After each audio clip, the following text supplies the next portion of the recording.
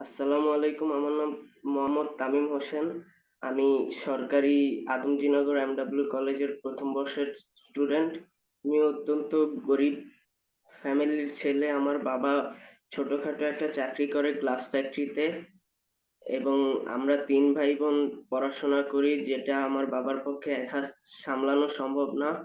আর বাংলাদেশের যে অবস্থা, এখানে এক একটা কোর্স করতে গেলে 20 থেকে 15 হাজার টাকা খরচ হয়, সাথে আবার কম্পিউটার কিনতে 30 হাজার টাকার মতো খরচ হয়, যেটা আমার বাবার পক্ষে দেওয়া সম্ভব হয় না। এই জায়গা থেকে অপটিমিস্ট আমাকে সাহায্য করেছে যাতে আমি স্কিল ডেভেলপ করতে পারি। বর্তমান সময়ে একাডেমিক সার্টিফিকেট দিয়ে মানুষের কিছুই হয় না, তাদের চাকরি বা অন্য কিছুর জন্য এক্সট্রা স্কিল থাকা দরকার।